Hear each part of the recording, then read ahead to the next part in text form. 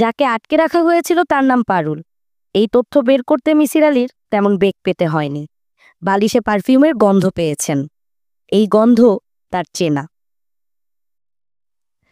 Private জেলখানা থেকে মুক্তির একটা বুদ্ধি মাথায় এসেছে। এই বুদ্ধি কতটা কার্যকর হবে তা মিসির আলি এখনো বুঝতে পারছেন না। মূল দরজাটি কাঠের। এই দরজা কি আগুন দিয়ে জ্বালিয়ে দেওয়া যাবে? পুরনো দরজা শুকিয়ে খড়খড়ে হয়ে আছে।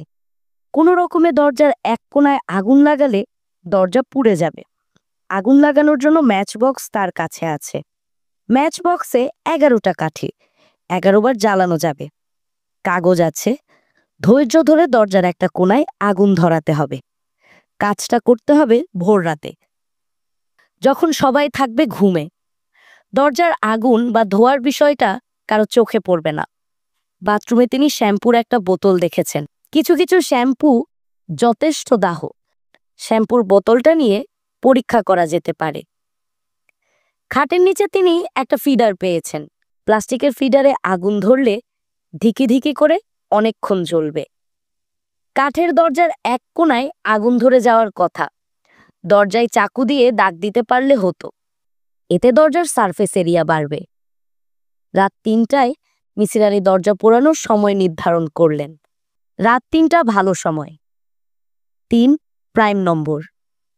পিথাগোরাসের মতে অতি রহস্যময় সংখ্যা।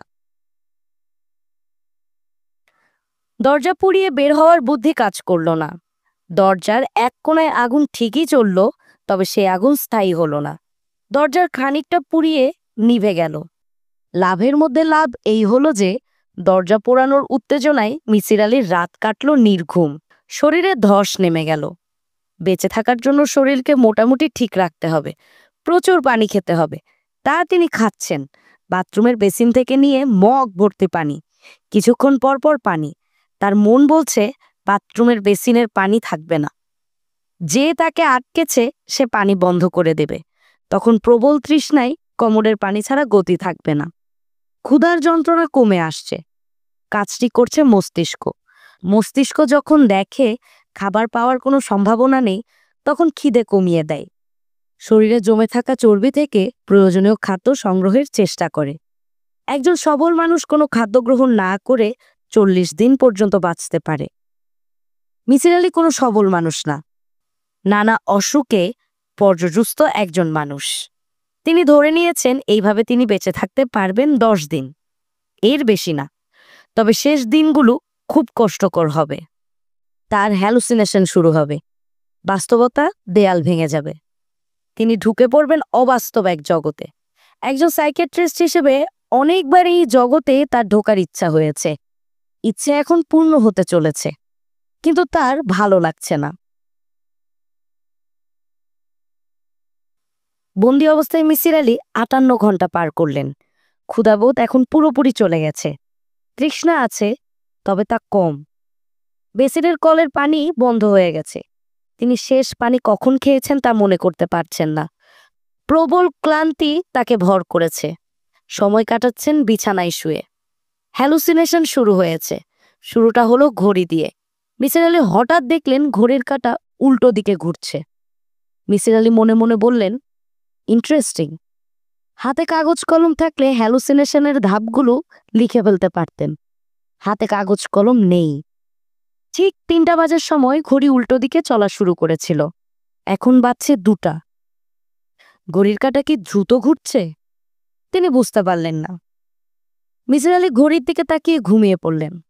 ঘুম ভাঙলে দেখেন তিনি বাইনোকুলার হাতে হোটেলের বারান্দায় বসে আছেন। কাক দম্পতি দেখছেন। তিনি কি সত্যি হোটেলের বারান্দায়, নাকি এটিও হ্যালুসিনেশন? যখন কাক মানুষের মতো কথা বলতে শুরু করলো, তখন বুঝলেন এটা হ্যালুসিনেশন। কাক বলল, মানুষের যেমন প্রাইভেসি আছে আমাদেরও আছে। আপনি সারাক্ষণ বাইনোকুলার ফিট করে রেখেছেন, এটা কি ঠিক? আপনার উপর কেউ বাইনোকুলার ফিট করে রাখলে আপনার ভালো লাগতো? মিসির আলি বললেন, না। কাক বলল, সবারই অনেক প্রাইভেট ব্যাপার আছে, হাগামুতা আছে। ঠিক না স্যার, আপনি বলেন।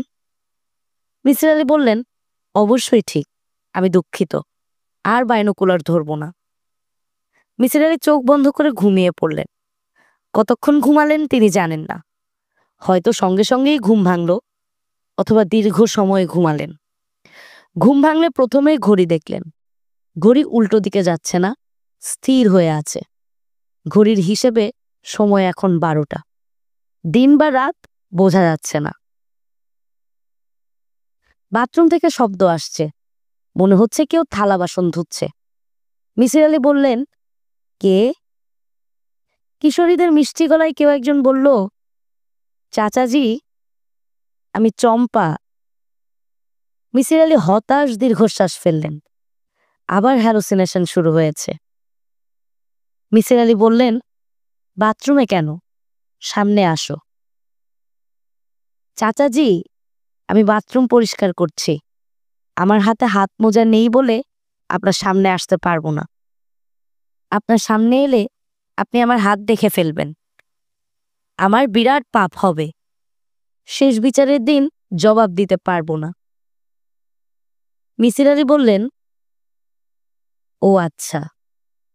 চম্পা বলল, শরীরের উপর আমার ঘেন্না ধরে গেছে তো চাচাজি। কাউকেই এখন শরীর দেখায় না। হাত পায়ের আঙ্গুল, চোখ সব লুকিয়ে রাখি। চাচাজি, এই ঘরটাকে চিনতে পারছেন? না। আপনার এত বুদ্ধি, আর সাধারণ ব্যাপারটা ধরতে পারলেন না? ঘরে একটা মাত্র জানলা, সেই জানলা কঠিনভাবে বন্ধ। নিসার আলী বললেন, এই ঘরেই কি তুমি তোমার শ্বশুর সাহেবের সঙ্গে দেখা করতে আসো?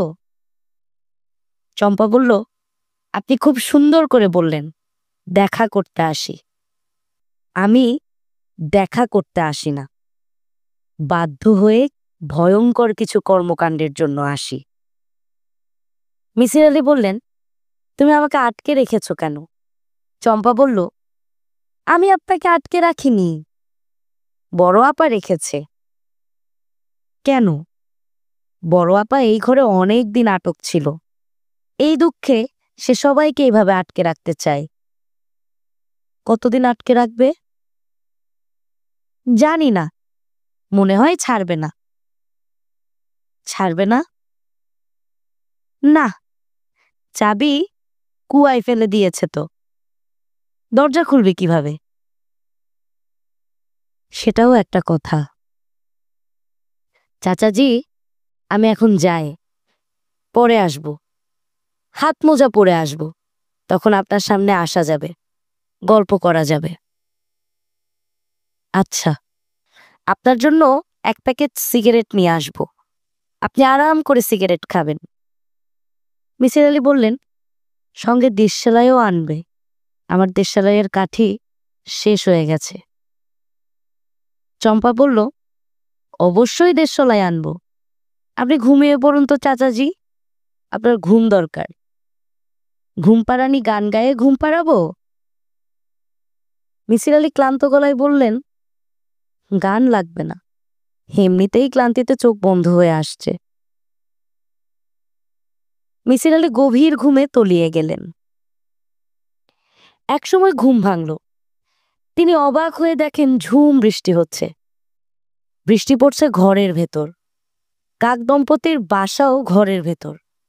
বৃষ্টিতে ভিজে দুটো কাক শীতে থরথর করে কাঁপছে।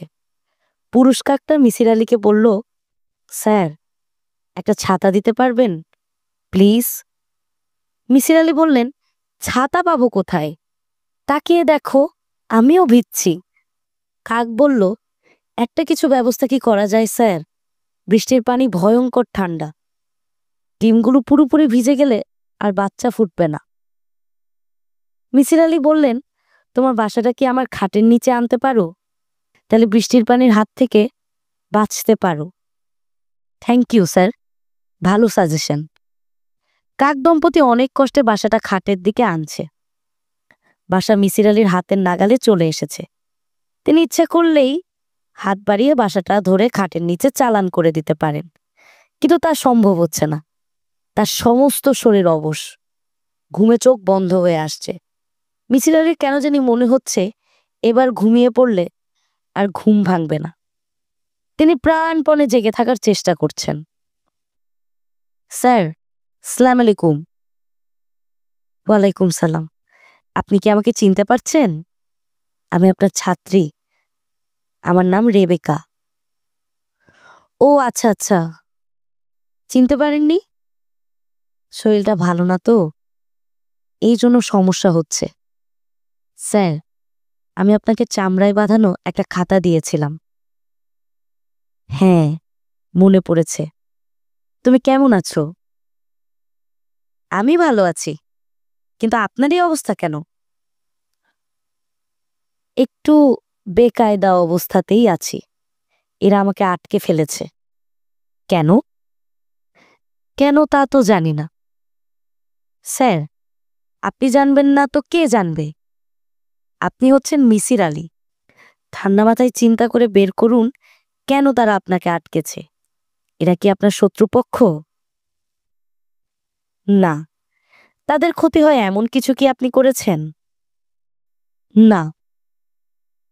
আপনাকে আটকে রাখলে তাদের কি কোনো স্বার্থসিদ্ধি হয়? না।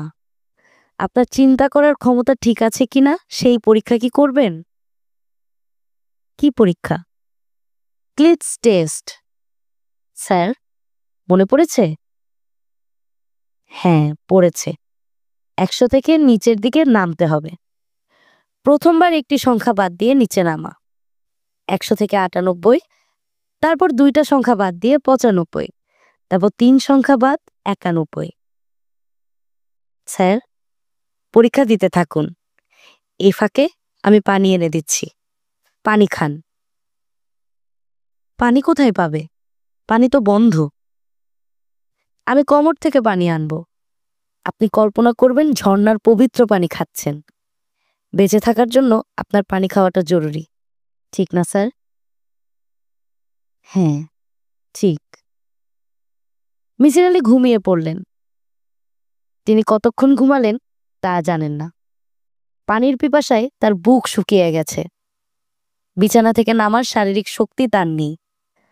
মাথার কাছে দুঃখিত চোখমুখ করে পারুল দাঁড়িয়ে আছে।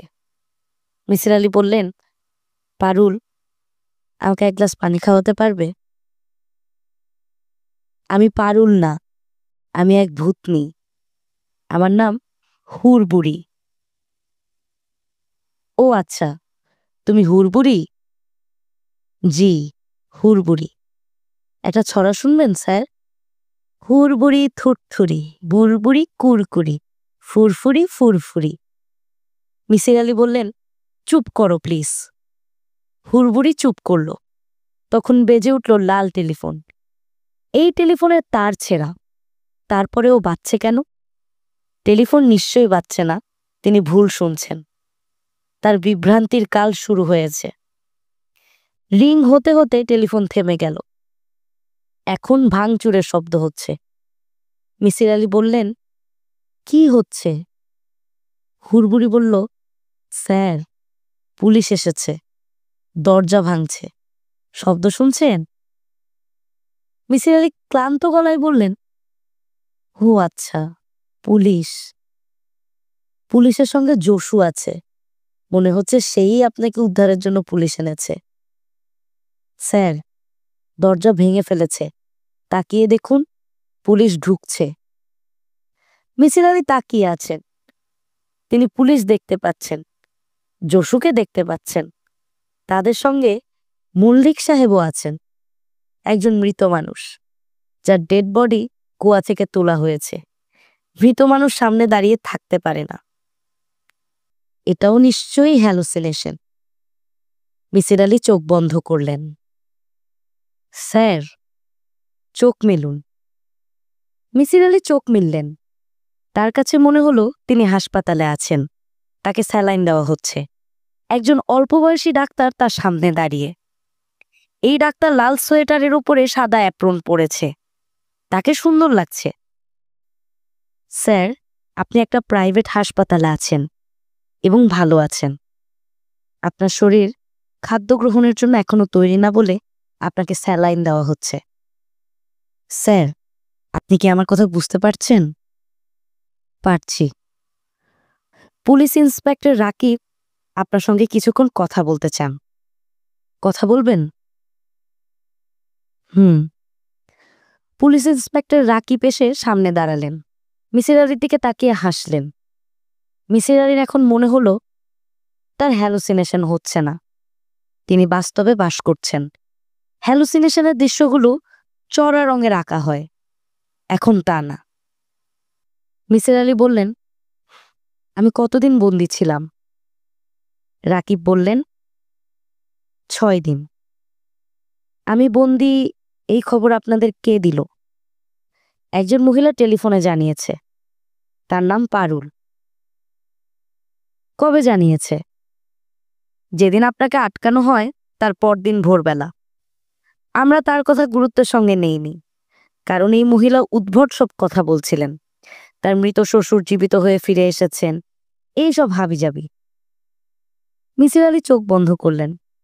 ক্লান্তিতে শরীর ভেঙে পড়ছে। কথা বলতে বা কথা শুনতে ইচ্ছে করছে না, ঘুমোতে ইচ্ছে করছে।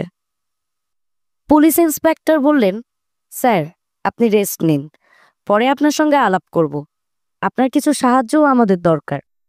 মৃত মানুষকে জীবিত দেখার ঘটনাটা কিন্তু আসলেই ঘটেছে। একজন দাবি করেছেন তিনি মল্লিক সাহেব, তার কর্মচারীরাও তাই বলছে। মিসির আলি চোখ না মেলেই বললেন, একজন মৃত মানুষ কখনোই জীবিত হয়ে ফিরবে না, এটা মাথায় রাখুন। আমার ধারণা আমি ব্যাপারটা ব্যাখ্যা করতে পারবো, তবে সুস্থ হওয়ার জন্য আমাকে কিছুটা সময় দিন। রাকিব বললেন, অবশ্যই স্যার, অবশ্যই। মিসির আলি চোখ বন্ধ করলেন।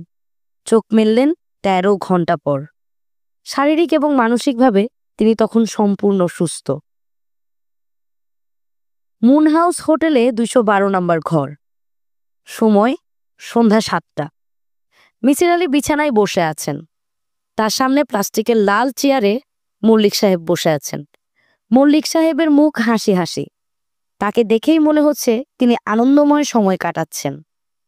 কিছুক্ষণ আগে ছোট্ট একটা নাটক হয়েছে, নাটক দেখেও তিনি তৃপ্তির হাসি হেসেছেন। নাটকটার প্রধান চরিত্র জসু। সে মিসির আলির জন্য চা নিয়ে এসেছিল। ঘরে ঢুকে মল্লিক সাহেবকে বসে থাকতে দেখে আর্ত চিৎকার দিল, ও আল্লাহ গো! হাত থেকে চায়ের কাপ পড়ে গেল। সে ছুটে ঘর থেকে বের হয়ে গেল। মল্লিক সাহেব আনন্দিত গলায় বললেন, ভয় খাইছে, প্যান্টে পিশাব না করে দেয়। মিসির আলি বললেন, ভয় পাওয়ারই কথা। সবার কাছে আপনি একজন মৃত মানুষ। আপনার সব দেহ কুয়া থেকে তোলা হয়েছে, তারপর আপনাকে জীবিত দেখা যাচ্ছে। আপনি ঘুরে বেড়াচ্ছেন, সিগারেট খাচ্ছেন। মল্লিক দাঁত বের করে তৃপ্তির হাসি হেসে বললেন, পুরো ঘ্যাংরা অবস্থা। মিসির আলি বললেন, ঘ্যাংরা অবস্থা মানে কি?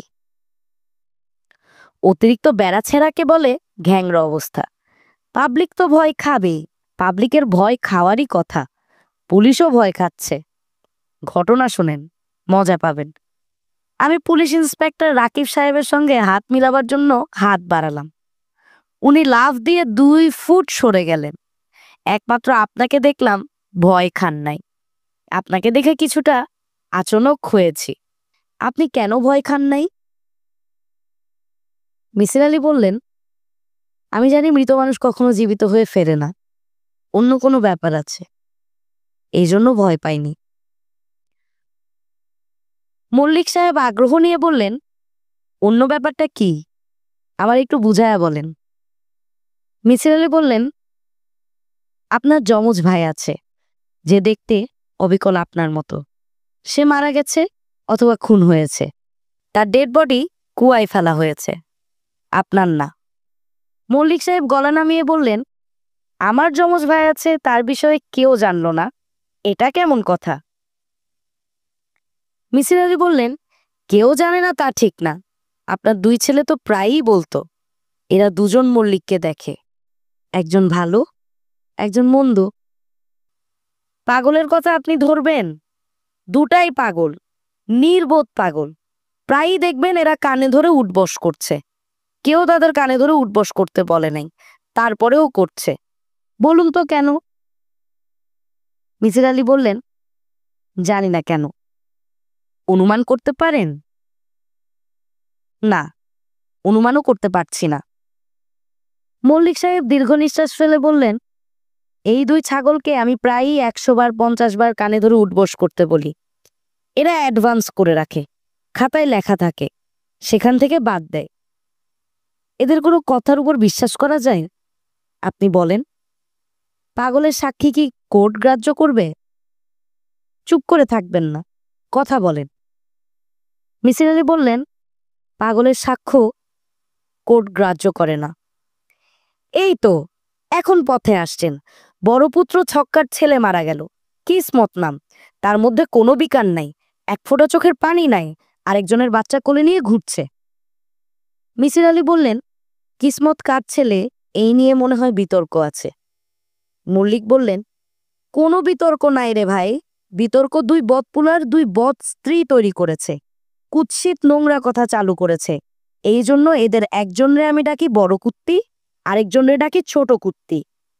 আরে কুত্তি, তোদের শ্বশুর নাকি তোদের তার সাথে সেক্স করতে বলে। এরকম ঘটনা ঘটলে তোরা কেন সোনামুখ করে তার কাছে যাবি? কেন পাবলিকরে বলবি না? পুলিশের কাছে যাবি না? মিসির আলী সাহেব, আমার কথায় কি যুক্তি আছে? মিসির আলী বললেন, যুক্তি আছে। মল্লিক বললেন, বড় কুত্তিটা আবার বলে তার কোনো সন্তান আদি নাই। আরে কুত্তি, সিজারিয়ান করে তোর পেটে সন্তান বের করা হয়েছে, পেটে সিজারিয়ানের দাগ আছে। মিসির আলী বললেন, সে তাহলে মিথ্যাটা কেন বলছে? মল্লিক সাহেব দীর্ঘ নিঃশ্বাস ফেলে বললেন, আমি জানি না। আমি যেমন জানি না, যারা এই কাণ্ড ঘটাচ্ছে তারাও জানে না। আমি ঘটনা জানার অনেক চেষ্টা নিয়েছি ভাই সাহেব। বড় কুত্তিটাকে 3 দিন খাওয়া পানি ছাড়া আটকায় রেখেছিলাম। ঘটনা কি বল, বললে ছাড়া পাবি। ঘটনা বলেছে? না, বলে নাই। তবে এই বিষয়ে আমার অনুমান একটা আছে। অনুমান সত্য কিনা জানি না। কি অনুমান শুনি? 2 মেয়ে এই ধরনের কথা বলেছে যাতে আমার 2 পুত্র আমার উপর রাগ করে, আমাকে খুন করে। সমস্যা কি জানেন? আমার 2 পুত্রের রাগ করার ক্ষমতা নেই। একবার কি হলো ঘটনা শুনেন। বাড়ির একটা বিড়াল মোটরগাড়ির চাকার নিচে পড়ে মারা গেল। আমার 2 পুত্র দানাপানি বন্ধ করে দিল। দুইজনে দুইজনের গলা জড়ায়ে ধরে কাঁদে। আমি বললাম, বিড়াল তোদের বাপ না মা? বিড়াল মরে গেছে, খাওয়া দাওয়া বন্ধ করে দিয়েছিস? কানে ধরে 50 বার উঠবস কর, তারপরে খেতে বস। তারা দুজনেই বলল, জি আচ্ছা। 50 বার কানে ধরে উঠবস করলো। তারপর মল্লিক বিরিয়ানি হাউস থেকে 2 প্লেট বিরিয়ানি খেয়ে ঘুমাতে গেল, যেন কিছুই হয় নাই। আমি যে কথাগুলো বললাম সেগুলো কি বিশ্বাস হচ্ছে? হচ্ছে। এখন আপনাকে আসল কথা বলি। এতক্ষণ যা বললাম সবই ফালতু কথা। আসল কথা হচ্ছে, আমি বাবা মার এক সন্তান, আমার কোনো যমজ ভাই নেই। আপনি এবং পুলিশ হাজার চেষ্টা করেও কোনো যমজ ভাইয়ের সন্ধান পাবেন না। মিসির আলী বললেন, কুয়োতে যে ডেড বডি পাওয়া গেল সেটা তাহলে কার? মল্লিক সাহেব হাই তুলতে তুলতে বললেন, খুঁজে বের করেন কার। সিআইডি মিআইডি কি কি যেন আছে, সব মিলে খুঁজুক, বার করুক ডেড বডি কার। ইন্সপেক্টর রাকিব সাহেব যদি প্রমাণ করতে পারেন ডেড বডি আমার যমজ ভাইয়ের, তাহলে আমি উনার পিসাব গ্লাসে ভর্তি করে চুমুক দিয়ে খাবো, 1000 বার কানে ধরে উঠবস করব। এখন ভাই আমি বিদায় নিব। আপনাকে একটা শেষ কথা বলি, আমার উপর কোনো রাগ রাখবেন না। আমি আপনাকে আটকাই নাই, বড় কুত্তি আটকিয়েছে। সে ভালো সাজার জন্য পরদিনই পুলিশকে টেলিফোন করেছে। এমন ভাবে করেছে পুলিশ তার কথা পাগলের প্রলাপ ভেবেছে। আমি যখন টের পেলাম ঘরে কেউ আটক আছে, তখন থানা থেকে পুলিশ নিয়ে এলাম। রাকিব সাহেবকে জিজ্ঞেস করলেই আমার কথার সত্যতা পাবেন। ভাই সাহেব, ইজাজত দেন, বিদায় নেই। আসসালামু আলাইকুম। ব্যক্তিগত কথামালায় মিসির আলীর সর্বশেষ লেখা বিষয় মল্লিক সাহেব। পুলিশ ব্যাপক অনুসন্ধান করেও মল্লিক সাহেবের কোনো যমজ ভাই আছে তা প্রমাণ করতে পারেননি। আমি অনেক চেষ্টা করেও পুলিশকে ডিএনএ পরীক্ষায় রাজি করাতে পারিনি। মৃত মানুষ এবং মল্লিক সাহেবের ডিএনএ পরীক্ষায় ফলাফল তদন্তে সাহায্য করত। আমার মনে হচ্ছে পুলিশ তদন্তের বিষয়েও তেমন আগ্রহী না। ছক্কা বক্কাকে পুলিশ ছেড়ে দিয়েছে। তারা আগের মতোই আছে। দুই ভাই বাচ্চা কোলে নিয়ে ঘুরছে, একসঙ্গে স্নান করছে, সময় পেলেই কানে ধরে উঠবস করে খাতায় হিসেব জমা করছে। মল্লিক সাহেব নিয়ম করে হোমিও ক্লিনিকে বসছেন, রুগী দেখছেন, সব আগের মতোই চলছে। মল্লিক পরিবারের রহস্য সমাধানের চেষ্টা আমি করেছি, সমাধান করতে পারিনি। মল্লিক সাহেব সহায়তা করলে হয়তো কিছু হতো, তিনি সহযোগিতার ধারে কাছেও নাই। তিনি আমার কাছে যে একেবারেই আসেন না তা না, মাঝে মধ্যেই আসেন, নানান বিষয়ে কথা বলেন, একটি বিষয় ছাড়া। অবিকল তার মতো দেখতে যে মানুষটির মৃতদেহ কুয়া থেকে তোলা হলো, সে কে? তার সঙ্গে মল্লিক সাহেবের সম্পর্ক কি? মাল্টিপল পার্সোনালিটি মনোবিজ্ঞানের স্বীকৃত বিষয়। একজন ভালো মানুষ এবং একজন মন্দ মানুষ একজনের মধ্যে বিকশিত হতে পারে। ভালো মানুষ মল্লিক এবং মন্দ মানুষ মল্লিক একই ব্যক্তি, এটি মনোবিজ্ঞানে গ্রাহ্য। কিন্তু দুজন আলাদা দুই মানুষ যাদের একজনকে খুন করা যায়, তা কি করে হয়?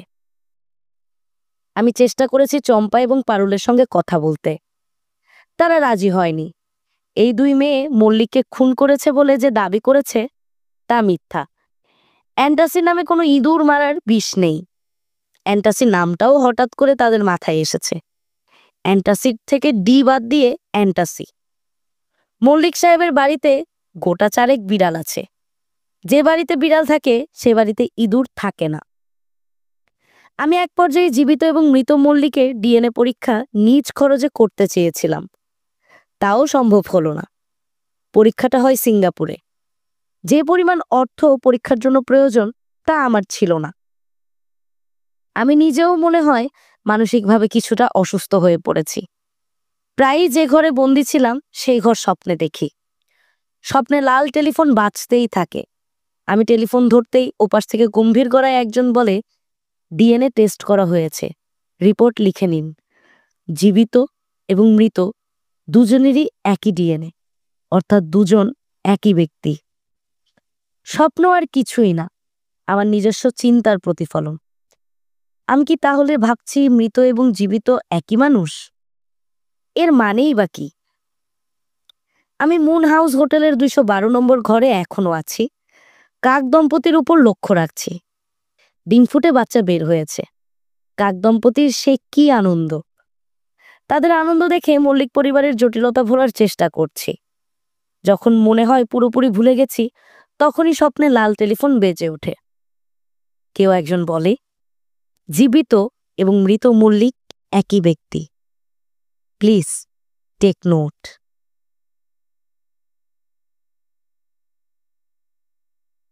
মিসির আলী অসুস্থ হয়ে পড়েছেন, তাকে হাসপাতালে ভর্তি করা হয়েছে। তিনি কিছু খেতে পারেন না, রাতে ঘুমোতেও পারেন না। যখন চোখে ঘুম নেমে আসে তখনই লাল টেলিফোন বাজতে থাকে। তিনি লাফ দিয়ে বিছানায় উঠে বসেন। মিসির আলী তার অসুখের কারণ ধরতে পেরেছেন। মল্লিক পরিবারের রহস্য সমাধানে তার ব্যর্থতা। নিজেকে তিনি বোঝানোর চেষ্টা করছেন ব্যর্থতা সফলতারই অংশ। দাবায় বিশ্ব চ্যাম্পিয়নকেও কখনো কখনো হার মানতে হয়।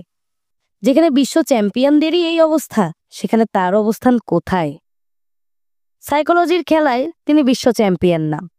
অনেক রহস্য তিনি ভেদ করেছেন, আবার অনেক রহস্যেরই কিনারা করতে পারেননি। তার একটি খাতা আছে যার শিরোনাম অমীমাংসিত রহস্য। যেসব রহস্যের তিনি কিনারা করতে পারেননি তার প্রতিটা সেই খাতায় লেখা আছে। তবে সুযোগ পেলেই তিনি পুরনো রহস্যের মীমাংসা করতে চেষ্টা করেন। মিসির আলী নিশ্চিত তিনি মল্লিক সাহেবের রহস্য নিয়ে অনেক দিন ভাববেন, নির্ঘুম রজনী কাটাবেন। হাসপাতালে ভর্তি হওয়ার 3য় দিনে মিসির আলীর সঙ্গে দেখা করতে এলো বক্কা। দুই ভাই সবসময় একসঙ্গে চলাফেরা করে, আজ বক্কা একা। বক্কা বলল, জসুর কাছে শুনেছি আপনি অসুস্থ, আপনাকে দেখতে এসেছি। আপনার জন্য 4টা কচি ডাব এনেছি। ডাব বলকারক। মিসির আলী বললেন, তোমার ভাই কোথায়? বক্কা বলল, সে কুয়ার মুখ বন্ধ করছে। কুয়ার মুখ বন্ধ থাকা ভালো, তাহলে অ্যাক্সিডেন্ট হয় না। আমার মা কুয়াতে ডুবে মারা গিয়েছিল, এটা কি আপনি জানেন? জানি। আমার মার নাম সুরমা, এটা জানেন? জানি। মার মনে অনেক কষ্ট ছিল তো, এই জন্য তিনি কুয়ায় ঝাঁপ দিয়েছিলেন। অনেক কষ্ট থাকলে কুয়ায় ঝাঁপ দিতে হয়, ঠিক না চাচাজি? হ্যাঁ, ঠিক। আমি আর ভাইজান কি ঠিক করেছি জানেন? আমাদের মনে যদি অনেক কষ্ট হয় তাহলে কুয়ায় ঝাঁপ দিব। মনের কষ্ট দূর করার জন্য বাবাকে মারা ঠিক না। বাবা হলো জন্মদাতা পিতা। চাচাজি, ডাব কেটে দিব? খাবেন? এখন খাবো না, পরে খাবো। বক্কা বলল, চাচাজি, এখন কাটি, আপনি ডাবের পানি খাবেন, আমি খাবো শ্বাস। মিসির আলী বললেন, ঠিক আছে, কাটো। ডাব কাটবে কিভাবে? দা লাগবে তো। বক্কা বলল, দা নিয়ে এসেছি চাচাজি। দা খারাপ জিনিস, এজন্য রুমের বাইরে রেখেছি। ভালো করেছি না চাচাজি?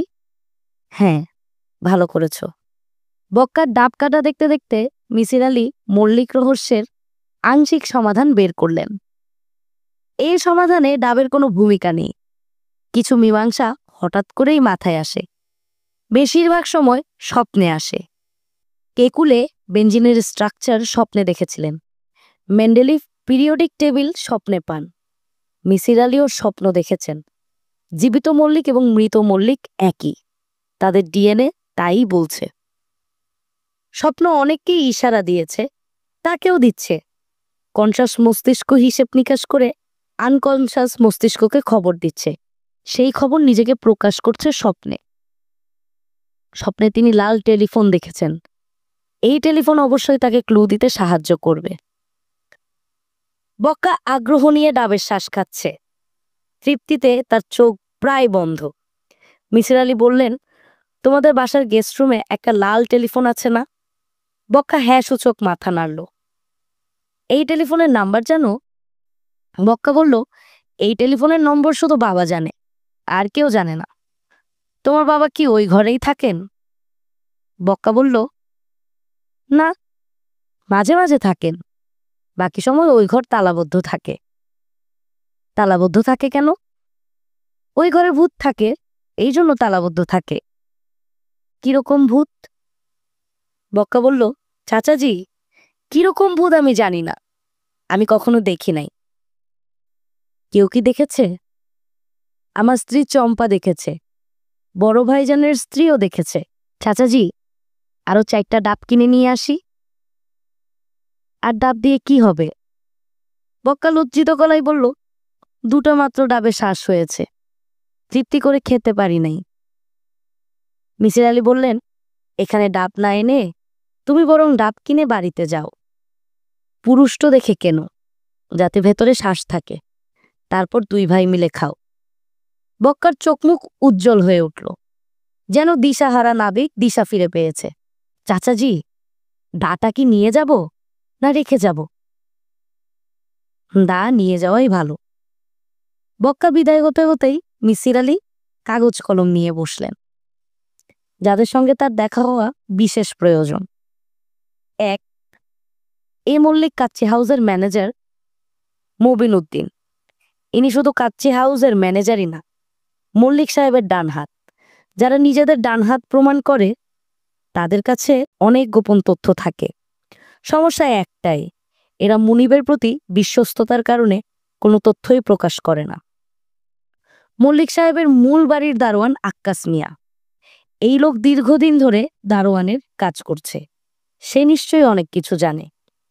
পুলিশ ইন্সপেক্টর রাকি, তার সাহায্যে ছক্কা বক্কা গ্রেফতার হওয়ার পরে যে জবানবন্দি দিয়েছিল তার কপি আনতে হবে। চম্পা পারুলের মা বাবার একটা ইন্টারভিউ দরকার। মল্লিক সাহেবের বাড়ির ভেতরের খবর নিশ্চয়ই 2 মেয়ে তার বাবা মাকে বলেছে। লাল টেলিফোনের নম্বর জানতে হবে, তারপর বের করতে হবে এই টেলিফোন থেকে কাকে কাকে টেলিফোন করা হয় সেই তথ্য। মোবাইল ফোনে এই তথ্য সংরক্ষিত থাকে, ল্যান্ড টেলিফোনে থাকে কিনা তিনি জানেন না। চেষ্টা করতে দোষ নেই। মুন হোটেলের মালিক কবির সাহেবের সাহায্য নেওয়া যেতে পারে, এই লোকের কানেকশন ভালো। মিসির আলীর শারীরিক অসুস্থতা মনে হয় সেরে গেছে, তিনি যথেষ্টই বল পাচ্ছেন। মিসির আলী বিছানা থেকে নামলেন, তাকে হাসপাতাল থেকে রিলিজ অর্ডার নিয়ে হোটেলে চলে যেতে হবে। হোটেল থেকে জিনিসপত্র নিয়ে উঠতে হবে মল্লিক সাহেবের ভাড়া বাসায়। তাকে হোটেলে থাকতে হবে না, থাকতে হবে মূল ঘটনার কাছাকাছি। এ মল্লিক কাচ্চি হাউসের ম্যানেজার মহিবুদ্দিন এবং মিসির আলীর কথোপকথন। মিসির আলী বললেন, কেমন আছেন? মহিমুদ্দিন বললেন, আলহামদুলিল্লাহ ভালো আছি, আপনার দোয়া। মিসির আলী বললেন, আপনি ভালো থাকুন এমন দোয়া তো আমি করি না। মহিমুদ্দিন বললেন, আপনি আমাকে ডেকে পাঠিয়েছেন, এতে আমার প্রতি আপনার মুহব্বত প্রকাশিত। যে মানুষ আমাকে মুহব্বত করে সে তার নিজের অজান্তেই আমার জন্য দোয়া করে। আমি আপনার কাছে দু একটি জিনিস জানতে চাচ্ছি। মল্লিক সাহেব বিষয়ে কিছু তথ্য আপনি কি বলবেন? মুনিবের ক্ষতি হয় এমন কিছু আমি বলবো না। আমি উনার নুন খাই, যার নুন খায় তার গুণ গায়, এটা আমার ধর্ম। আপনার কথা শুনে মনে হচ্ছে মল্লিক সাহেবের ক্ষতি হয় এমন তথ্য আপনার কাছে আছে। আমি আপনার সঙ্গে বাহাসে যাব না। আসসালামু আলাইকুম। চলে যাচ্ছেন? জি, আল্লাহ হাফেজ। মল্লিক সাহেবের বাড়ির দারোয়ান আক্কাস মিয়া এবং মিসির আলীর কথোপকথন। আক্কাস মিয়া বললেন, স্যার, আমি কিছুই জানি না, আমি কিছুই দেখি নাই। আমার রাতকানা রোগ আছে, রাইতে খালি আন্ধার দেখি, আর কিছুই দেখি না। মিসির আলী বললেন, দিনে তো দেখেন। আমি দিনেও দেখি না। দারোয়ানের চাকরি করেন, রাতেও দেখেন না, দিনেও দেখেন না? জি না, রাতেও দেখেন না, দিনেও দেখেন না। এই তথ্য কি মল্লিক সাহেব জানেন? উনাকে জানাই নাই, জানালে চাকরি চলে যাবে, এই জন্য। স্যার, আমি এখন যাই। আসসালামু আলাইকুম। মিসির আলী এবং সুরমা হোমিও হাসপাতালের নার্স জাহানারা বেগমের সাক্ষাৎকার। মিসির আলী জিজ্ঞেস করলেন, আপনি কি জানেন যে আমাকে মল্লিক সাহেবের বাড়ির একটা ঘরে 6 দিন আটকে রাখা হয়েছিল? জাহানারা বেগম বললেন, জি না, জানি না। আমি অফিসের কাজে ব্যস্ত থাকি। স্যারের বাড়ির সঙ্গে কোনো সম্পর্ক আমার নাই। স্যারের কুলখানিতে আমাকে উনার বড় ছেলে দাওয়াত দিয়েছিল, সেখানেও যায় নাই। মল্লিক সাহেবের 2 ছেলে ছক্কা-বক্কা দাবি করে যে তারা 2 জন মল্লিক দেখে। এই বিষয়ে কিছু জানেন? কিছু জানি না। তারা 2 জন বাবা দেখে নাকি 3 জন বাবা দেখে, এটা তাদের বিষয়, আমার বিষয় না। মিসির আলী বললেন, গত 6 দিন ধরে মল্লিক সাহেবের কোনো খোঁজ পাওয়া যাচ্ছে না। উনি কোথায় জানেন? জানি না। উনি কাজকামের মানুষ, উনি কাজকর্ম নিয়ে থাকেন। আমি শুনেছি আপনি মাঝে মাঝে রাতে বাসায় যান না, 2 বেডের হাসপাতালে থেকে যান। এটা কি সত্য? কাজকামের চাপ যখন বেশি থাকে তখন বাধ্য হয়ে থাকতে হয়। রোগী ভর্তি হলে রাত জেগে তার সেবা যত্ন করতে হয়, তখন থাকা লাগে। মল্লিক সাহেবের এই হাসপাতালে কখনো কি রোগী ভর্তি হয়েছে? আপনি উল্টাপাল্টা প্রশ্ন কেন করছেন? আপনি তো পুলিশের লোক না। পুলিশের লোক হলেও আমি ভয় পাই না। আপনাকে সত্যি কথা বলি, স্বামীর সঙ্গে আমার বনিবনা নাই, প্রায়ই ঝগড়া হয়। তখন এখানে থাকি। যাদের মনে পাপ তারা এর মধ্যে পাপ দেখতে পারে, আমার মধ্যে কোনো পাপ নাই। আমি বুঝতে পেরেছি কেউ আপনার কাছে কিছু লাগাইছে। আপনাকে বলেছে যে আমি যখন রাতে থেকে যাই তখন মল্লিক স্যার আমার ঘরে থাকেন। ইহা সত্য না। মানুষের কথায় দয়া করে নাচবেন না। ক্লিয়ার? মিসির আলী বললেন, জি, ক্লিয়ার। ইন্সপেক্টর রাকিব এবং মিসির আলীর কথোপকথন। আপনারা কি মল্লিক সাহেবের কেসটা ক্লোজ করে দিয়েছেন? রাকিব বলল, জি না, কেস চালু আছে, গোপনে গোপনে তদন্ত চলছে। মাঝে মাঝে আমরা এরকম করি, ভাব দেখাই যে মামলা তুলে নেওয়া হয়েছে, তখন সাসপেক্টরা গা ছেড়ে দেয়। এতে আমাদের সুবিধা হয়। মিসির আলী বললেন, আপনি বলেছেন তদন্ত চলছে, তাহলে মল্লিক সাহেব এখন কোথায় বলতে পারবেন? বলতে পারবো। তিনি আগামসি লেনের এক বাড়িতে আছেন, মাঝে মাঝে এই বাড়িতে থাকেন। আমি যে ঘরে বন্দি ছিলাম ওই ঘরে একটা লাল টেলিফোন আছে। টেলিফোনের নম্বরটা কি আমাকে জোগাড় করে দিতে পারবেন?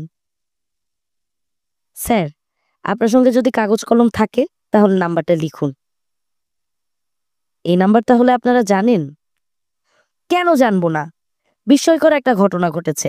একই মানুষ, একজন জীবিত, আরেকজন মৃত, আর আমরা ঠিকমতো তদন্ত করব না? তা কি হয়? আপনি দুজনের ডিএনএ টেস্টের কথা বিশেষভাবে বলেছিলেন। আপনি শুনে খুশি হবেন যে ডিএনএ টেস্ট হয়েছে, রেজাল্টও আমাদের কাছে আছে। আমাকে কি ডিএনএ টেস্টের রিপোর্টটা দেখানো যাবে? রাকিব হাসতে হাসতে বলল, আপনি বিখ্যাত মিসির আলী, আপনাকে কেন দেখাবো না? ফটোকপি পাঠিয়ে দিচ্ছি। মিসির আলী বললেন, আরেকটা ছোট্ট সাহায্য চাচ্ছি। আমি মল্লিক সাহেবের যে ঘরে বন্দি ছিলাম সেখানে আরেক রাত থাকতে চাই। রাকিব বলল, কেন? আচ্ছা, একটা বিষয়, তবে আমি ভয় পাচ্ছি ওরা না আবার আমাকে আটকে ফেলে। আপনি কবে থাকতে চান বলবেন, সব ব্যবস্থা হবে। বাড়ির চারদিকে পুলিশ থাকবে। স্যার, এখন লাল টেলিফোনের নম্বরটা লিখুন। মিসির আলী নম্বর নিয়েই টেলিফোন করলেন। 4 বার রিং হওয়ার পর তরুণীর গলা শোনা গেল। হ্যালো, কে বলছেন? মিসির আলী বললেন, চম্পা, আমি তোমার চাচাজি মিসির আলী। তুমি ভালো আছো? তরুণী জবাব দিল না, তবে সে টেলিফোন নামিয়েও রাখল না। মিসির আলী বললেন, আগামীকাল রাতে আমি তোমাদের ওই ঘরে থাকব, ব্যবস্থা করতে পারবে? তরুণী জবাব দিল না। মিসির আলী বললেন, চম্পা, তুমি যে টেলিফোন কানে ধরে আছো তা আমি জানি। আগামীকাল রাত 8টার দিকে আমি চলে আসব। রাতে কি খাবারের ব্যবস্থা করতে পারবে? তরুণী এইবার কথা বলল, প্রায় ফিসফিস করে বলল, কেন আসতে চাচ্ছেন? মিসির আলী বললেন, স্মৃতি রোমন্থনের জন্য। মাঝে মাঝে পুরনো স্মৃতি হাতড়াতে হয়, এটা স্বাস্থ্যের জন্য ভালো।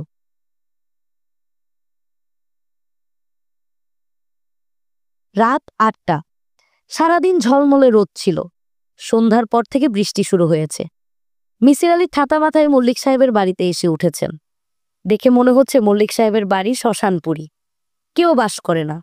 বিড়ালের মিউ মিউ শব্দ ছাড়া কোনো শব্দ নেই। মিসির আলী দোতলায় ওঠার সিঁড়ির গোড়ায় দাঁড়িয়ে বললেন, বাড়িতে কেউ আছেন? কেউ জবাব দিল না। দারোয়ান আক্কাস মিয়াকে এক ঝলক দেখে গেল। সে দ্রুত ঘরে ঢুকে গেল। মিসির আলী দোতলায় উঠে গেলেন। যে ঘরে বন্দি ছিলেন সেই ঘরে খুঁজে বের করতে তার বেগ পেতে হলো না। মূল দরজা পুলিশ ভেঙেছে, দরজা ঠিক করা হয়নি। মিসির আলী ঘরে ঢুকে দেখেন ঘরের ভেতরে কাঠের চেয়ারে মল্লিক সাহেব বসে আছেন। তার হাতে সিগারেটের প্যাকেট।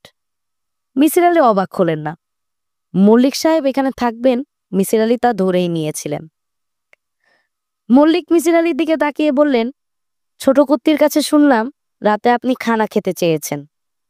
সে আপনার জন্য খানা পাকিয়েছে, মোরগ পোলাও আর খাসির বাট কাবাব। তবে আমার উপদেশ, ছোট কুত্তির রান্না খাবার খাবেন না, খাবারে বিষ মিশিয়ে দিতে পারে। মিসির আলীকে দেখে মনে হচ্ছে না তিনি মল্লিক সাহেবের কথা শুনছেন। তিনি খাটে বসলেন। পরিচিত খাট, পরিচিত বিছানা, বালিশ চাদর কিছুই বদলানো হয়নি। তিনি বালিশ নাকের কাছে নিয়ে গন্ধ শুকলেন।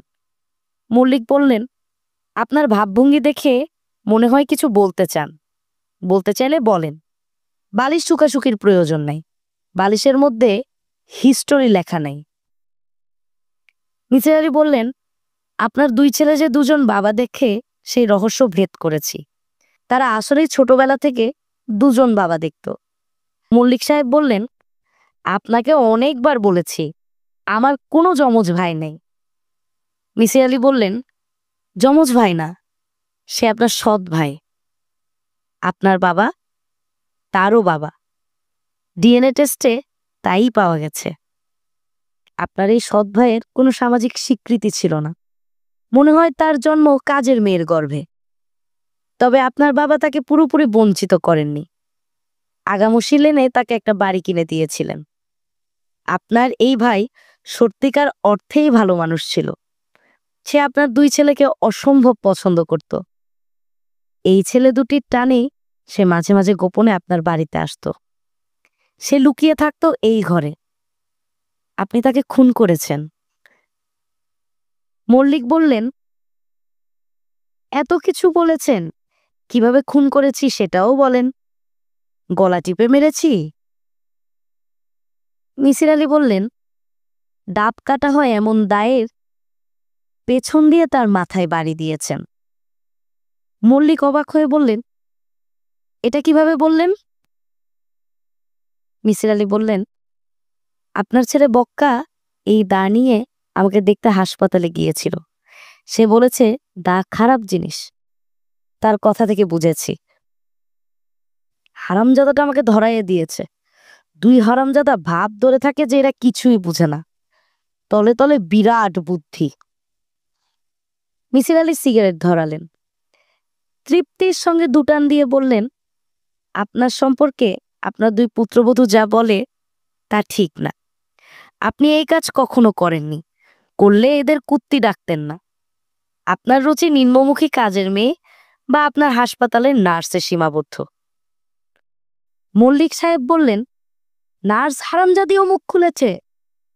আফসোস, বিরাট আফসোস। আপনি এত কিছু বের করে ফেলেছেন। এখন বলেন, আমার স্ত্রী সুরমাকে কে মেরেছে? আমি? মিসির আলী বললেন, আপনি না, আপনার স্ত্রী নিজেই কুয়াতে ঝাঁপ দিয়েছে। আমার ধারণা আপনার পুত্রবধূরা আপনার বিষয়ে তার কানে কথা তুলেছে। তিনি এই দুঃখ নিতে পারেননি। মল্লিক আনন্দিত গলায় বললেন, আপনার বিরাট বুদ্ধি, কিন্তু আপনিও শেষ পর্যন্ত ধরা খেয়েছেন।